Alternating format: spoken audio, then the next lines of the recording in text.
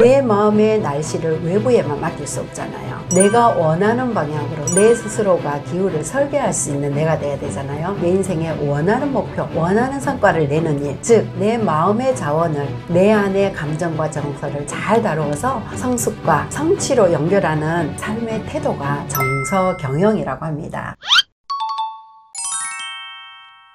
오늘은 정서도 경영해야 한다는 정서경영에 대해서 새로운 관점을 가지고 우리의 감정과 삶에 대해서 이야기를 나눠보겠습니다. 정서는 사실 누구나 매일 경험하는 것이지만요, 동시에 가장 다루기 힘들죠. 감정과 정서는 어떤 차이가 있을까요? 감정은 즉각적이고 순간적이고 충동적이고 이런 것들을 연상하시면 이해가 쉬우실 것 같고요. 정서는 감정이 내 안에 머물면서 지속적으로 만들어내는 어떤 정서, 이런 것들이라고 얘기할 수 있죠. 그래서 정서는 매일매일 우리들이 경험하지만 가장 다루기 힘들다고 했잖아요. 그렇기 때문에 경영을 해야 된다는 거예요. 경영은 뭐예요? 투입 대비 산출이라고 했죠. 우리가 내 마음의 자원들을 어떻게, 무엇을 내가 잘 활용하고 써서 어떤 결과를 낼 것인지, 이런 것들을 조금 더 멀리 떨어져서 살펴보면서, 즉 감정이라는 걸 잘 조절해서 써라, 이런 얘기를 하려고 합니다. 왜 경영을 해야 되냐? 내 마음의 날씨를 외부에만 맡길 수 없잖아요. 내가 원하는 방향으로 내 스스로가 기후를 설계할 수 있는 내가 돼야 되잖아요. 내 인생의 원하는 목표, 원하는 성과를 내는 일, 즉 내 마음의 자원을 내 안의 감정과 정서를 잘 다루어서 성숙과 성취로 연결하는 삶의 태도가 정서경영이라고 합니다.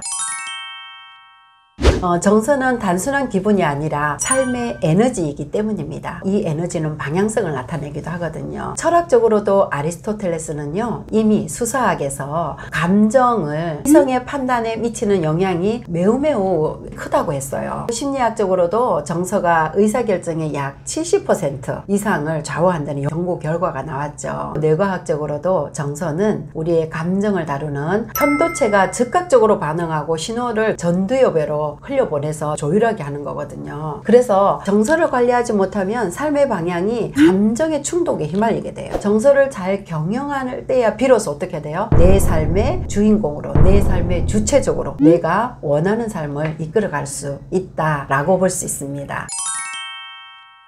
그렇다면 통제하고 또 조절하고 관리를 해야 된다고 하는데, 이 정서는 도대체 어떻게 알 수 있을까요? 자기 정서를 인식하는 것이 정서경영의 첫 번째입니다. 내 정서를 인식하는 것은 무엇으로부터 알 수 있을까요? 몸이 반응이 먼저 오거든요. 프로이트는 무의식에 억압된 이 감정들이 밖으로 드러난다고 했거든요. 또 윌리엄 제임스는 우리가 감정을 모르면은 그 감정이 우리를 지배한다고 했어요. 실제로 정서를 인식하지 못하면 이 뇌는요, 불분명한 이러한 신호를 어떤 위협으로 과잉적으로 해석하게 되거든요. 그래서 작은 불안이나 이런 공황으로도 갈 수 있고, 또는 작은 짜증이나 이런 것들이 어디로 가요? 분노로 갈 수가 있는 거죠. 분노가 커질 수도 있고요. 그래서 자신의 정서를 제대로 인식하는 거, 읽어내는 거, 이것이 첫 번째 우리가 해야 할 일이고, 평소 때 우리가 자주자주 훈련해야 되는 거죠. 결국 삶은 감정의 폭풍에 끌려다니는 배가 되는 거거든요. 그래서 우리가 조정대를 내가 잡고 운전하는 내가 돼야 되겠죠. 자신의 정서를 읽어내는 능력은 어떻게 기를 수 있을까요? 현대 심리학에서 또 떠오르는 게 이를 메타인지적 정서인식이라고 합니다.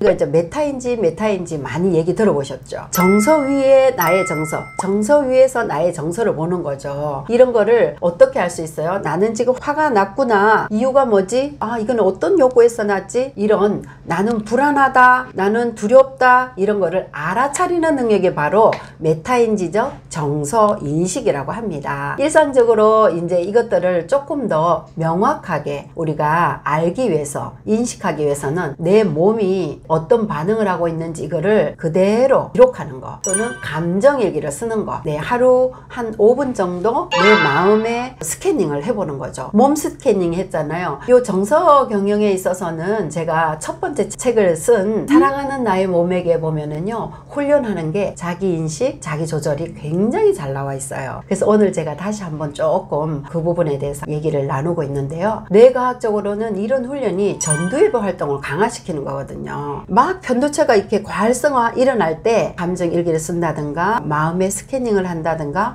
몸의 스캐닝을 해본다든가 이런 걸 해봄으로 인해서 과활성화된 이 편도체 활동을 약간 이완시키고, 이게 이완됨으로 인해서 전두엽의 활동이 점점 올라가고 강화되는 거거든요. 그래서 우리가 이런 습관 하나만으로도 우리의 감정, 정서를 경영할 수 있는, 또 인식할 수 있는 훈련이 될 수 있다는 거죠. 두 번째는 뭐냐면 정서를 조절하는 거죠. 그러면 우리가 인식하고 알아차려야지 이걸 조절할 수 있는 거잖아요. 심리학자 데니엘 골먼은 감성지능에서 자기 조절을 EQ의 핵심으로 꼽았어요. 정서는 본능적으로 솟구치지만 흐름을 다루는 거는요, 학습과 훈련이 필요합니다. 학습과 훈련이 없이는 향상시킬 수 없고, 마음은 하고 싶지만 조절할 수가 없어요. 인식이 되었다면 학습하고 조절하는 훈련을 해야 된다는 거죠. 뇌 전두엽은 정신적으로 브레이크 역할을 합니다. 그래서 자기 조절이 약하면은요, 작은 불안이 나를 마비시키거나 나를 통제시키고, 작은 분노가 나를 인간관계도 파괴하게 하고, 왜? 즉흥적으로 자꾸 반응하기 때문에. 그래서 자기 조절은요, 감정을 억누르는 것이 아니라 감정의 에너지를 적절한 방향으로 이렇게 흘려보내는 능력입니다. 그래서 자기 조절을 돕는 구체적인 방법은요, 정말 가장 기본적이고 가장 하기 쉬운 게 바로 뭘까요? 호흡입니다. 호흡. 네, 호흡은 굉장히 벌떡거리고 막 목에서 가슴에서 숨을 쉬다가도 조금 깊이 깊은 호흡을 하다 보면 우리 안에 감정이 이완됨으로 인해서 부교감 신경이라는 이런 것들이 활성화되면서 심박수가 안정화되고, 또 편도체 과활성화됐던 게 또 안정화되고 줄어들게 되거든요. 그러므로 인해서 생각하고 조절하는 능력이 전두엽이 쭉 이렇게 올라옵니다. 두 번째 하나는 글쓰기예요. 호흡과 글쓰기. 글을 왜 그러냐면, 불안을 글로 쓰면요, 감정이 언어화, 구체화되어서 이름이 지어지잖아요. 언어화 과정에서 전두엽이 활성화된다는 거죠. 그래서 이러한 과정이 감정을 객관화하고 정서로 만들고, 또 효과적으로 효율적으로 만들어가는, 결국은 자기 경영이 되는 거죠. 자기 조절은 감정을 흘려보내는 통로를 찾는 훈련입니다. 그래서 이 훈련이 잘 되어질 때 자기 정서 경영을 잘하는 사람이다 라고 볼 수 있는 거죠.